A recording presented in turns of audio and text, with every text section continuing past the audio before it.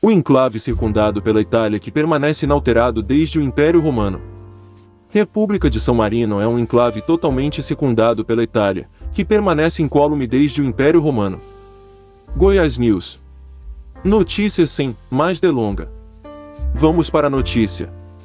No YouTube. Ela é 122 vezes maior que o Vaticano, 30 vezes maior que Mônaco, e quase 3 vezes maior que Nauru. Mas seu território de 61 km² é 10 vezes menor que a área do Pentágono, edifício sede do Departamento de Defesa dos Estados Unidos, em Arlington, Virgínia. Encravada no topo de uma montanha a 227 km de Roma e a apenas 17 km do Mar Adriático, a República de São Marino é um enclave totalmente circundado pela Itália, que permanece incólume desde o Império Romano. De acordo com a tradição, Marino, um cortador de pedras, teria chegado à cidade de Rimini, na costa do Mar Adriático, no ano 257, para trabalhar na restauração do porto. Cristão originário da ilha de Rab, na atual Croácia, teria sido perseguido pelos romanos ainda politeístas, e buscado refúgio no Monte Titano, onde passou a viver como um eremita. Considerado um homem santo, sua fé e seu carisma teriam atraído colegas de profissão e outros cristãos para práticas religiosas. O próprio bispo de Rimini o teria ajudado a criar uma pequena comunidade, enviando-lhe mais refugiados cristãos, que teriam se juntado a pastores e lenhadores da região. Para atender a todos, Marino teria construído, no topo do monte que receberá como doação de uma rica senhora, uma modesta capela dedicada a São Pedro, em torno da qual seus seguidores se instalariam. Ao longo dos anos, formando uma povoação que levaria o nome do santo. Em seu leito de morte, Marino teria dito: "Deixo-vos livres dos dois homens", referindo-se ao imperador romano e ao papa, o que se transformaria no fundamento da República de São Marino, que seria fundado em 3 de setembro de 301. Como se tratava de uma comunidade pobre, localizada em região de difícil acesso, ela não seria atacada por invasores bárbaros, embora tivesse de se sujeitar às leis dos lombardos, que controlariam a maior parte da península, a partir do século VI. A pedido do Papa, em 756, os francos entram na Península Itálica e derrotam os lombardos, que passam a se submeter à sua supremacia. Pepino III, o rei franco, então concede ao sumo pontífice territórios e cidades, incluindo a pequena república. Em 774, Carlos Magno expulsaria esse povo bárbaro, confirmando a concessão do seu pai, o que levaria a República de São Marino a se subordinar ao bispo de Montefeltro e ao Papa. No século X, diante das ameaças de ataques de húngaros, sarracenos e normandos, a República constrói a sua primeira fortaleza. Mais tarde, outras duas seriam erguidas. As três se transformariam em símbolo da identidade nacional, constituindo, em conjunto com 3 muralhas circulares, as principais estruturas de defesa de São Marino, em conformidade com o seu ideal supremo, inspirado nas últimas palavras de Marino e consignado em seu brasão, Libertas, ou seja, liberdade. No ano 1000, uma assembleia formada por chefes de família, denominada Arengo, passa a deter os poderes legislativo, executivo e judiciário, embora o território são-marinense ainda estivesse sob a tutela papal. No século XIII, criam-se o Conselho dos 60, o Conselho dos 12 e os cargos de capitães regentes, 2 cônsules que exerciam os poderes executivo e judiciário, funcionando como chefes de Estado e de governo, a partir de 1243. Na mesma época, seria criado o Grande Conselho Geral, composto por 20 nobres, 20 proprietários de terras e 20 habitantes de assentamentos rurais. Até o século XVI, seus membros seriam eleitos pelo Arengo, mas novos estatutos determinariam que o próprio conselho passasse a elegê-los. O resultado foi o gradual estabelecimento de uma oligarquia, sistema de governo que prevaleceria por mais de 3 séculos.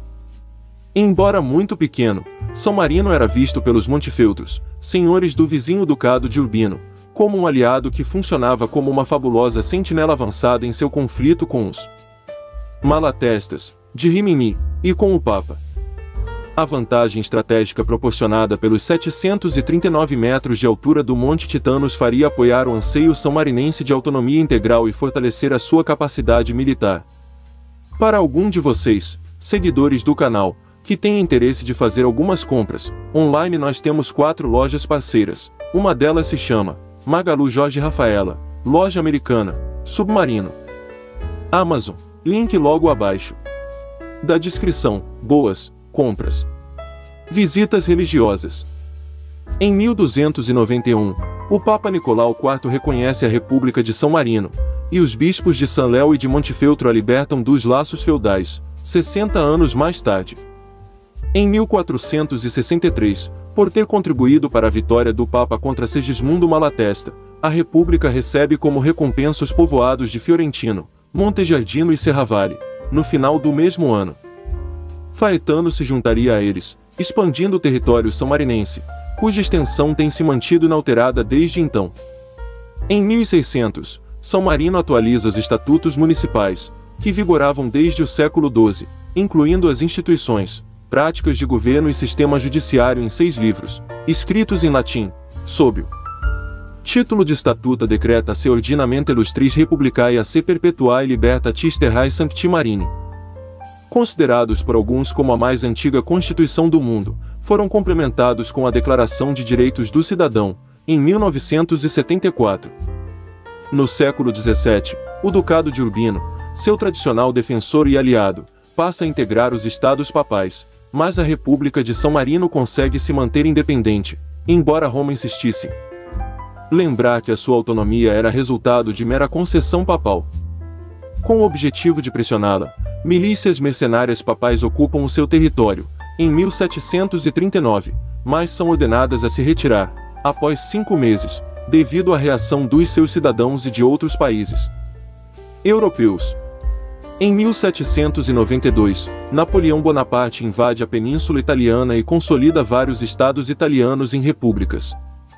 Entretanto, o general respeita a soberania da República São-Marinense, chegando a oferecer-lhe novos territórios, diplomaticamente declinados pelo capitão regente Antônio Onofre com o argumento de que guerras terminam, mas vizinhos permanecem.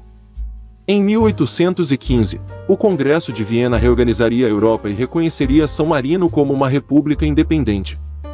Durante o chamado Risorgimento italiano, ocorrido entre 1815 e 1870, a pequena república se dedica a dar asilo aos vencidos pela força ou pelo infortúnio, aos perseguidos pela maldade ou pela desventura. Entre eles estavam refugiados envolvidos em vários movimentos revolucionários, incluindo o italiano Giuseppe Garibaldi, que se juntara a Giuseppe Mazzini para promover a unificação do país. Em 1862, o recém-criado Reino da Itália reconhece a soberania de São Marino. Diarquia. Em março de 1906, depois de 335 anos, a Assembleia dos Chefes de Família, o Arengo, volta a se reunir. Em maio do mesmo ano, é aprovada a lei que determina a eleição dos membros do Grande Conselho Geral a cada 3 anos, pondo fim à oligarquia que governava o país. Visão de um alto ponto da República de São Marino, que permanece intacta desde o Império Romano. Crédito: Wikimedia Commons, sob licença Creative Commons.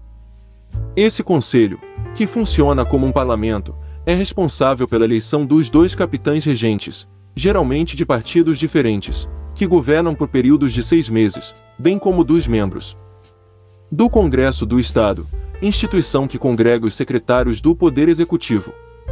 Desde 1925, a República está dividida em 9 municípios: Città, Borgo, Serravalle, Aquaviva, Chiesa Nuova, Dom Magnano, Faetano, Fiorentino e Montegiardino. Cada um deles possui um capitão municipal, que preside um conselho municipal, formado por cidadãos eleitos a cada 5 anos para representar uma população total de 34.017 pessoas.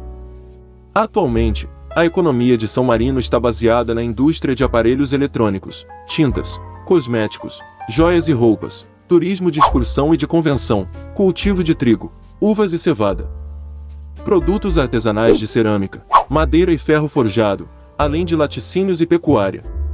Renda per capita. Segundo o Banco Mundial, sua renda per capita é de cerca de $48. 000, uma vez e meia maior do que a da Itália e 7 vezes maior do que a do Brasil.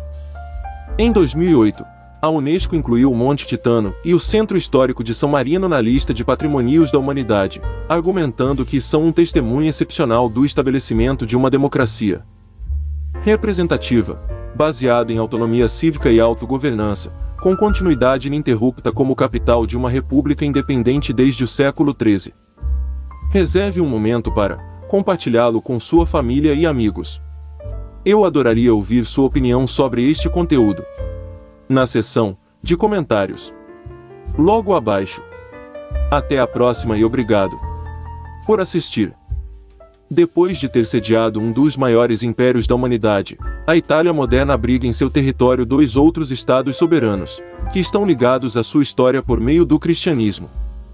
Por um lado, a ascensão e o declínio do poder temporal da Igreja Católica Apostólica Romana que se consumaram na criação do Estado della Città del Vaticano, em 1929.